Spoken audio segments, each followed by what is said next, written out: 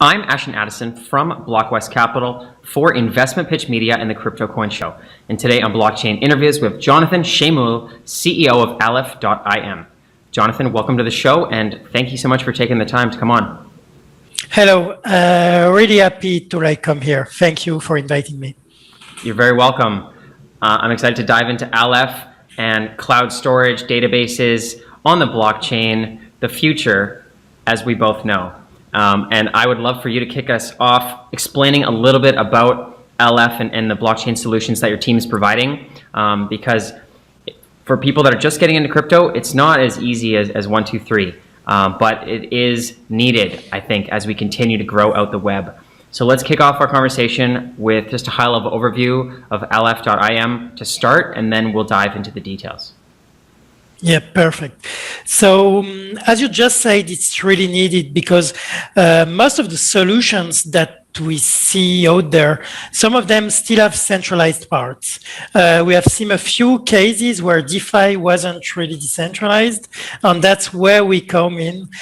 We provide decentralized storage as in file storage, which is really important for the front end, unlike for assets and things like that. But also we also provide we also provide a decentralized database, because if you look at websites, most of the websites are just databases. So if you want to make a social network or whatever, you need a database. If you want to store user data, profiles, etc., you need a database. And then on top of that, we are also providing computing, not as in CPU intensive tasks like a few other projects are doing, but more like on-demand computing, a bit like Amazon Lambda. For those more in the know, it's like micro virtual machine. When you need a resource, you call it from the network, it will find a server that will run your request, run it and get you a result back. Thanks to that, we did some indexing on Solana and a few other blockchains, and we can also decentralize the backend of any DeFi application that still has centralized parts. The Aleph.im project is not a blockchain. It's a peer-to-peer network that talks languages of blockchains, accept messages signed by your wallet, be it MetaMask on Ethereum, Phantom on Solana, or whatever others on Polkadot, Cosmos, etc. And then we will go and read and write data on the blockchain as needed. Very cool. Thanks for that intro, Jonathan. And I'm trying to piece together, from a newbie perspective into cryptocurrency. You mentioned there file storage, but you also mentioned cloud computing. And what I think is, sort of like a Dropbox in terms of file storage, except for Dropbox could delete your files or delete your account in a centralized way, and Amazon for hosting or storing your website or a database of the files of your website. And if you have a social media platform that says the wrong thing, and then Amazon could delete your website completely. So is that correct, that those two areas are what you're focusing on, and trying to bring the principles of decentralization or peer-to-peer networks into those to help stop any issues? Yeah, into those, but not only. We are also helping applications that are seen as decentralized, but that aren't really decentralized. If the DApp that you're using has only one front end hosted by them, and that front end uses a backend for database, indexing, and things like that, and it's not only interacting with smart contracts, but also with a server, then you are at risk, because if that the app decides that you are in a country that they don't want to serve, then you are out of luck, because you won't even be able to just use their smart contract. You will need their front end and back end, etc.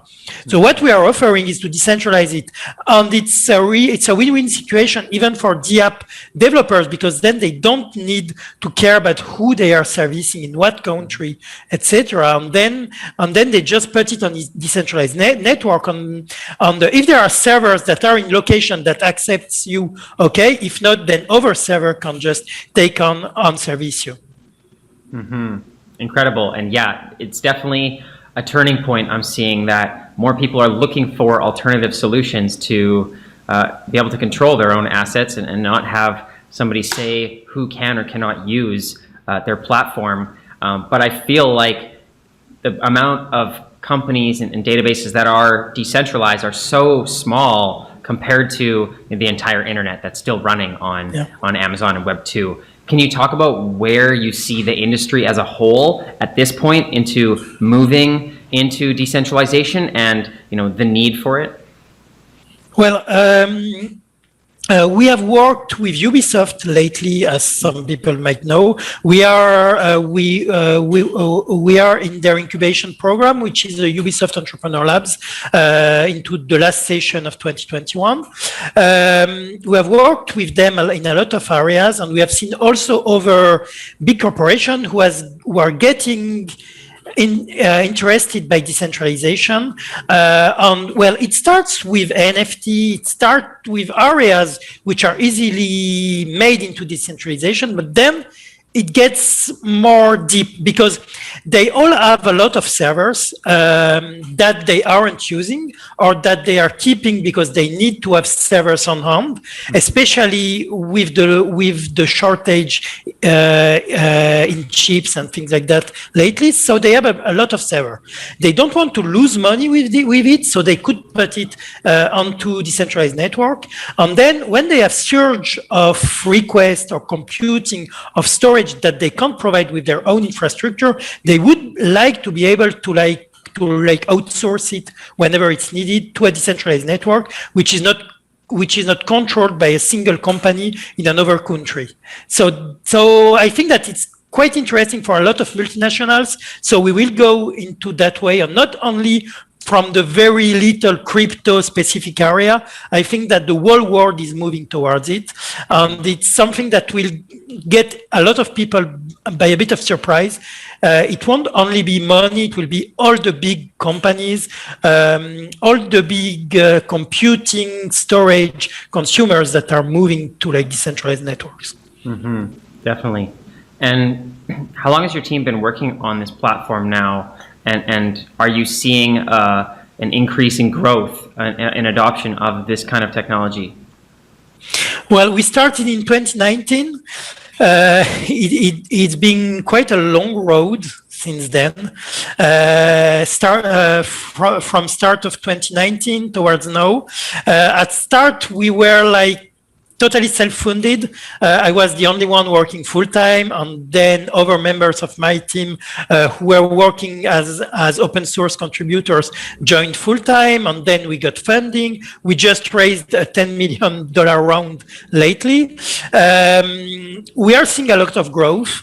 We are working with more and more companies and projects. In the Solana ecosystem alone, we are working with more than 20 projects at the moment.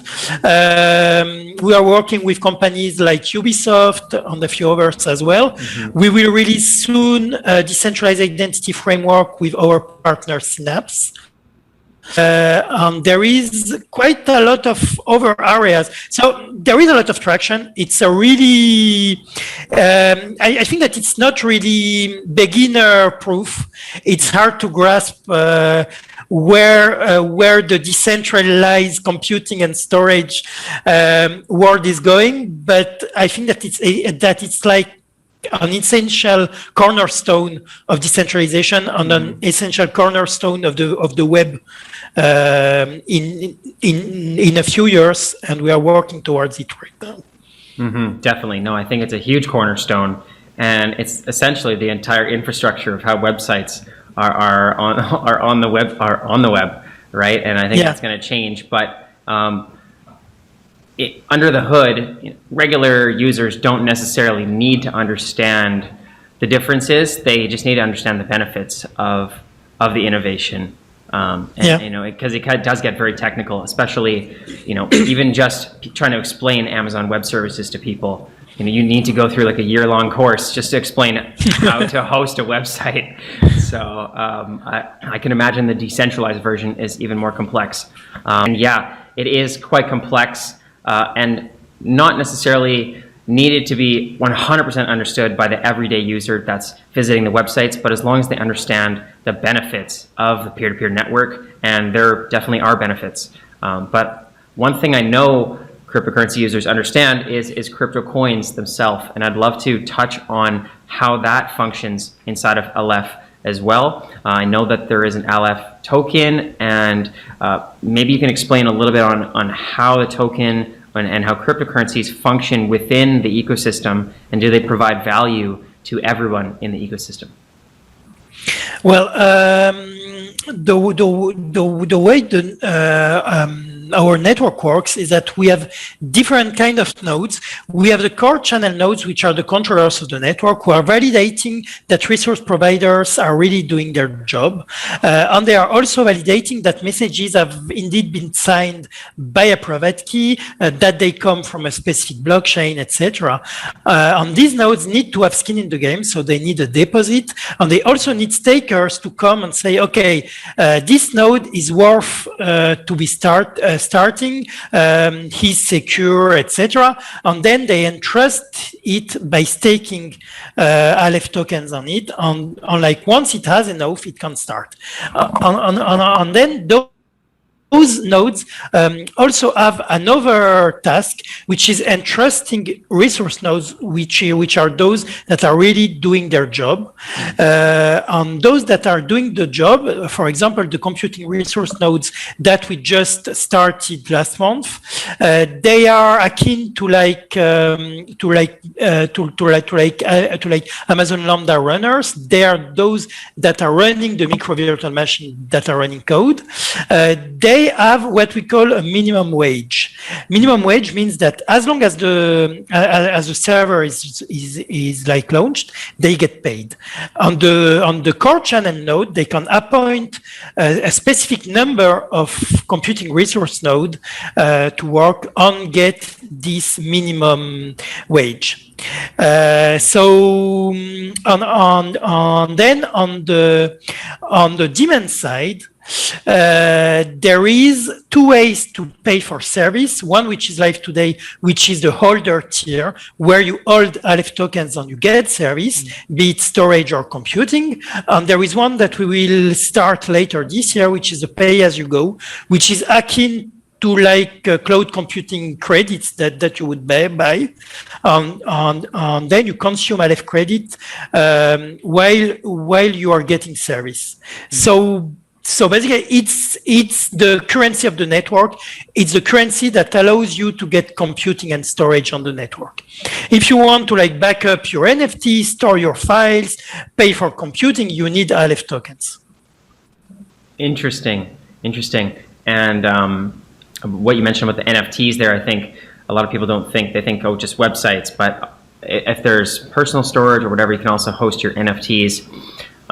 Now, you mentioned you're working on pay-as-you-go. You also mentioned that your team just raised another round of capital. I'm curious, looking forward, with that capital in the bag, what are the main goals throughout 2022 that Aleph is looking to try and accomplish to lower the barriers to entry, to get more people using peer-to-peer cloud storage, and to bring Web 2 to Web 3? Well, we have the decentralized identity that is coming in a few months with our partner Synapse. This is quite a big step for us because it will allow you to like link your identity to your decentralized cloud identity, which can then be used for a lot of actions on-chain and off-chain. And then we might see social networks built on the Aleph.im infrastructure. All these linked with newer wallets, which are more user-friendly, could get you a great ecosystem, and you could even go into centralized finance or like exchanges and just log in with your Aleph account and get in because you already did your KYC once, and then reuse it and only share what you want with that exchange, for example. And then our goal is to decentralize as much as we can for the whole Web3 stack. We don't want to see semi-centralized services anymore. So we are trying to get all of them on board. And what we did for Solana, which is indexing of the Solana blockchain, gets us a foot in the door. And then projects can see that they can decentralize part of this, part of their stack, and then they can decentralize the rest. And we will go and do the same on Ethereum, Polygon, Near, Tezos, and a lot of our blockchains as well. I'm glad that you mentioned the decentralized identity there as well, and I think that's a huge something that is holding us back right now. You know, I don't want to log in with Google or log in with Facebook, and then all of a sudden your Facebook is deleted or banned, and all of your accounts are disappeared. Or even just having to go to each website and platform and exchange and make a different account and then do KYC again and again and again when you could be logging in with a Web3 login that also protects your information, keeps it on the blockchain. So definitely looking forward to that, Jonathan. Thank you for that information.